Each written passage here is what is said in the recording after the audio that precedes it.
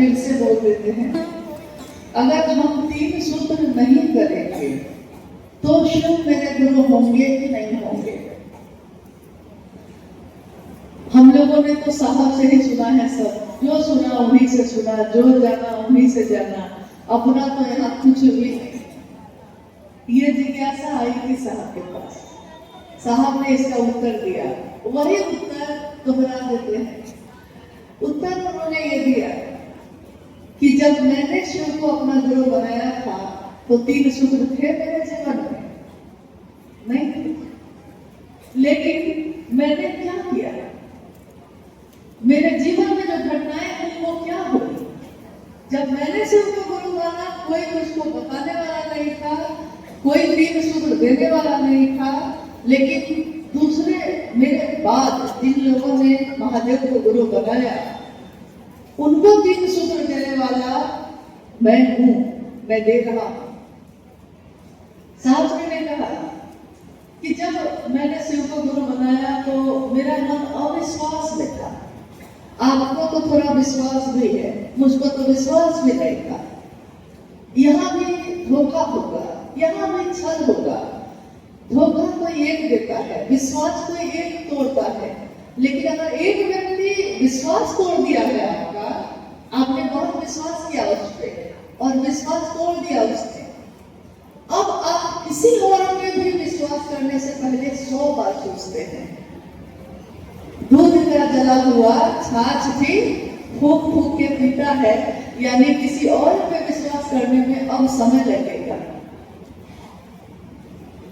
हजारों वर्ष पहले, कभी सैकड़ों हजारों वर्ष पहले, जब राम और सीता का जीवन बीता था तो साहब ने कहा कि रावण के रूप में जाकर मां सीता का अपहरण किया उसने, लेकिन अगर रावण बन के जाता तो सिर्फ कलंकित सिर्फ रावण होता, लेकिन उसने भेष क्या धारण किया, भेष धारण किया साधु का।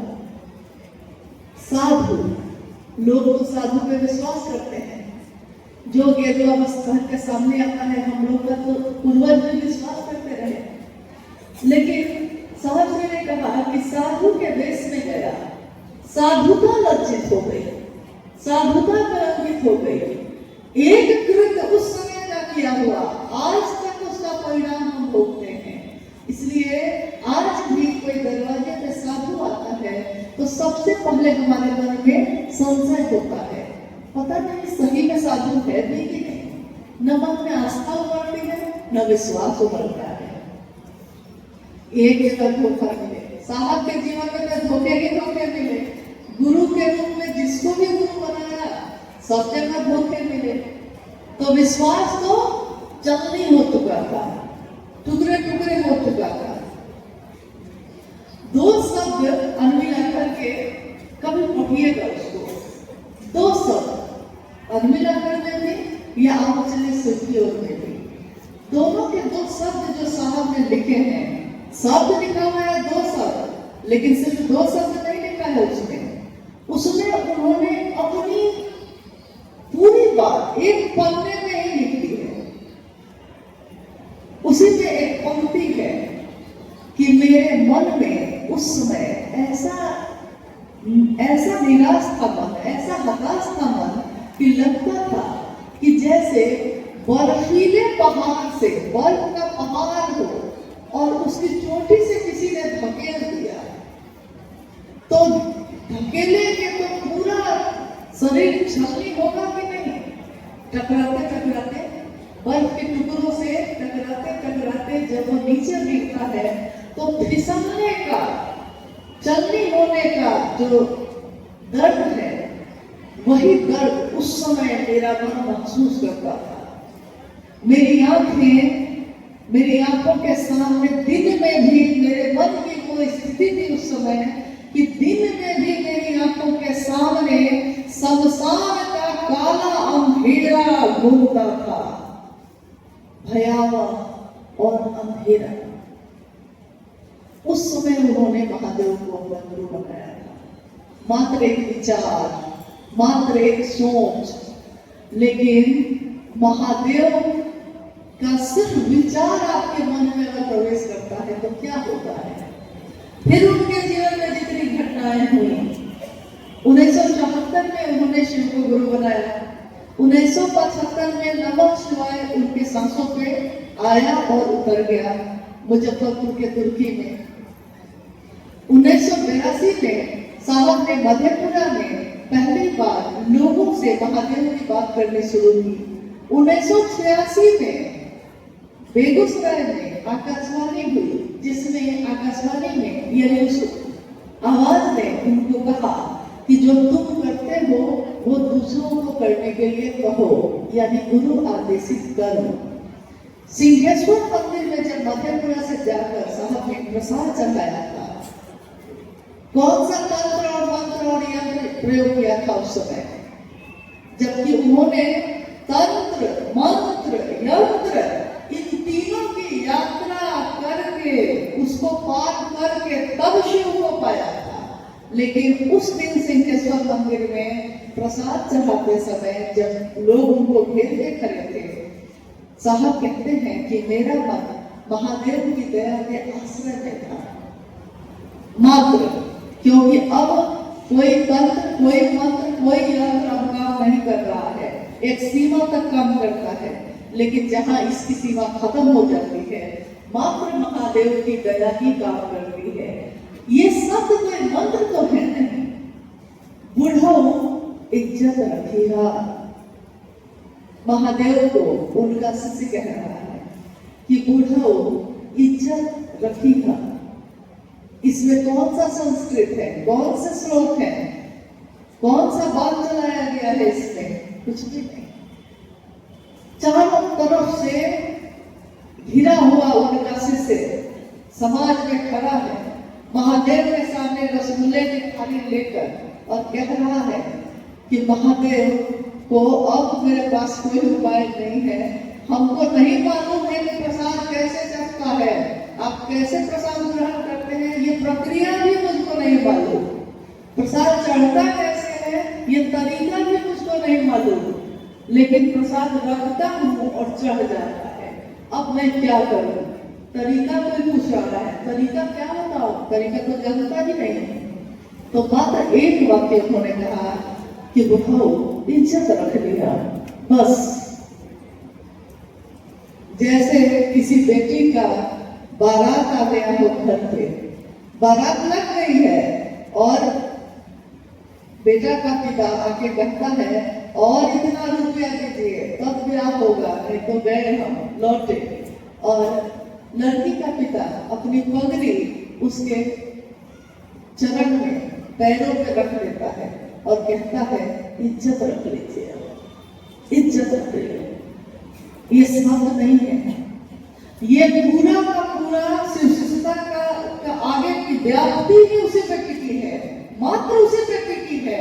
अगर उस दिन महादेव ने उनकी इज्जत न रखी रहती तो लोगों का विश्वास इस पर से उठ जाता कि महादेव भी गुरु हैं कि नहीं, क्योंकि लोग चमत्कार को नमस्कार करते थे उस समय। चमत्कार न होता, ये घटना न होती तो इतनी तेज गति से व्याप्ति नहीं होती उस समय। और महादेव ने प्रसाद ग्रहण कर लिया। ये सारी घटना घट जब गई है तब साहब ने तीनों सूत्रों का निरूपण किया। सूत्र मतलब ये एक सूत्र का अर्थ होता है, इसको वैज्ञानिक भाषा में कहिएगा तो फॉर्मूला, गणित में कहिएगा फॉर्मूला। तो गणित में अगर फॉर्मूला आपको मालूम हो तो बड़ा से बड़ा गणित उस फॉर्मूला के सहारे आप हल कर लेते हैं। फॉर्मूला सूत्र, आध्यात्म की धरती पे ये तीनों सूत्र, इसमें पूरा अध्यात्म समाया है, पूरी शिव की दुनिया और जगत की दुनिया समाई है, लेकिन देखने में सुनने में बड़ा साधारण लगता है। अब बताइए कि साहब के जीवन में ये सारी घटनाएं हो गई हैं और तब उन्होंने पहला सूत्र क्या बताया? पहला सूत्र तो आज तक होता था कि गुरु की कृपा से होता है सब कुछ, लेकिन उन्होंने पहली बार एक शब्द का प्रयोग किया है इसमें, दया। अपने गुरु शिव से मन ही मन ये दया मांगिए, ये मानसिक संप्रेषण उनको दीजिए, मानसिक संप्रेषण मन का भाव भेजिए। शरीर से आप चाहे जहां भी रखें, अपने गुरु से मानसिक संवेदन, मुख संवाद संप्रेषित करिए। क्या? हे शिव, आप मेरे गुरु हैं, मैं आपका शिष्य हूं, मुझ शिष्य पर दया कर दीजिए। आप मेरे अपने हैं, मेरे गुरु हैं, मैं आपका शिष्य हूं और मुझ शिष्य पर दया कर दीजिए। गुरु किस पर दया करेंगे? शिष्य पे। मात्र अपने शिष्य पे ही गुरु की दया हो सकती है। तो ये साहब के जीवन में घटा था उस दिन सिद्धेश्वर मंदिर में। तो उनके मन में ये समझ लिया था कि महादेव की दया ना हो तो आगे का कोई काम नहीं हो सकता है। उन्होंने कहा कि मैंने अपने जीवन में बहुत गाड़ी चलाई है, गाड़ियां बहुत चलाई हैं, गाड़ियां जो होती है उसको चलाने को वो शौकीन रहे हैं, जीप कार चलाने के शौकीन रहे। उन्होंने कहा कि अगर पहला गियर न लगे, पहला गियर लगा हुआ है तो गाड़ी चल ही नहीं सकती है। पहला गियर हटाना पड़ता है तब दूसरा तीसरा गियर लगता है आपको। तो पहला गियर शिष्टता का पहला सूत्र है महादेव की दया। महादेव की दया ना हो तो दूसरा सूत्र यानी गुरु का आदेश भी नहीं हो सकेगा। गुरु आदेशित कर्म यानी जो आकाशवाणी हुई थी वो बना दूसरा सूत्र। तीसरा सूत्र यानी महादेव को प्रणाम करना, नमन करना। नमन भी हमारा आपका मन करता है। इन तीनों सूत्रों को करने में शिव को सीखे। हे शिव, आप मेरे गुरु हैं, मैं आपका शिष्य हूँ, मुझसे इस पर दया कीजिए। दूसरा सूत्र, शिव की चर्चा करिए, खुद भी शिव के शिष्य बने इसके लिए और दूसरे भी बन सके इसके लिए। तीसरा सूत्र, महादेव को मन ही मन प्रणाम करिए, नमः शिवाय उनके प्राण मंत्र से भी कर सकते हैं। इन तीन सूत्रों में साहब श्री का नाम कहीं नहीं है, क्योंकि देने वाला तो कण कण में है ही। बिना उससे मिले ये तीनों सूत्र तो हो ही नहीं सकते। जिसने दिया है ऊर्जा तो उसकी काम कर रही है, मेरी आपकी थोड़ी काम करती है। हम लोग सोचते हैं कि हम कर रहे हैं, वो न चाहें तो हम एक कदम नहीं चल सकते। आध्यात्मिक ऊर्जा का संचार उन्होंने सबने किया, लेकिन अगर वो खींच लें तब हम बोल पाएंगे, हम सुन पाएंगे, हम महादेव की परिधि में रह भी पाएंगे। तो बिना उनके आप ये तीनों सूत्र भी नहीं कर सकेंगे, जबकि तीनों सूत्रों में सिर्फ शिव का नाम है, कहीं भी हरिंद्रानंद नहीं लिखा है। और प्रारंभिक समय में लंबे समय तक उन्होंने अपना नाम लिखा भी नहीं। महाशिवरात्रि के आयोजन में हरा बोला हरा शिवा का संकीर्तन चल रहा है, साहब ने उसमें कहाँ अपने नाम का प्रयोग किया? कहाँ माँ नीलामानंद जी ने कहा कि मैंने लिखा है? कभी आपने सुना क्या कि माँ नीलामानंद जी ने कहा है कि ये तो मैंने लिखा है, जागरण भजन तो मैंने लिखा है? देने वाला देता है, दावा थोड़े ही ठोकता है उस पे, देने वाला तो दे देता है। नहीं, महादेव जैसा कलेजा है, दिए जा रहे हैं। हम कृतज्ञ भी हैं, हम कृतज्ञ भी हैं। जो कृतज्ञ है वो लेकर भूलता नहीं, जो कृतज्ञ है वो ले भी लेता है और अपना जो लेवल है उसमें लगा भी देता है, अपना मोहर लगा देता है उसमें।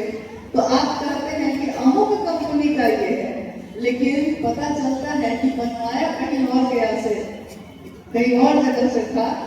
आते आते यहाँ पे इस कंपनी ने अपना मोहर लगा दिया है। तो आज शिव शिष्यता इतनी व्यापक है कि हर कुछ दूर के बाद चाहिए तो कोई अपना कुछ बना लिया, कोई कुछ बना लिया, कोई अपने नाम से जोड़ लिया, कोई अपनी स्थिति से जोड़ लिया है। कोई कहता है कि हम साहब के नजदीक थे, कोई कहता है हम दीदी के नजदीक थे, कोई ये कोई वो कहता है। ये कोई नहीं कहता कि साहब और दीदी के अगर हम नजदीक भी थे तो उन्होंने क्या सिखाया, क्या बताया? उन्होंने तो महादेव से मिलने की विधा बताई थी। ये तो नहीं कहा था कि खुद से जोड़ना, ये तो नहीं कहा था कि अपना बराबर अपना अस्तित्व दिखाने लगना लोगों को। उन्होंने तो महादेव की मोहक छवि दिखानी चाहिए, मोहक छवि जो मन को मोह लेती है, जो मन को खींच लेती है, वैसी छवि। तो जब तीनों सूत्रों का निरूपण उन्होंने किया है तो आपने देखा है कि उस समय जब उनके जीवन में तीनों सूत्र नहीं थे तब भी साहब ने तीनों सूत्र ही किए।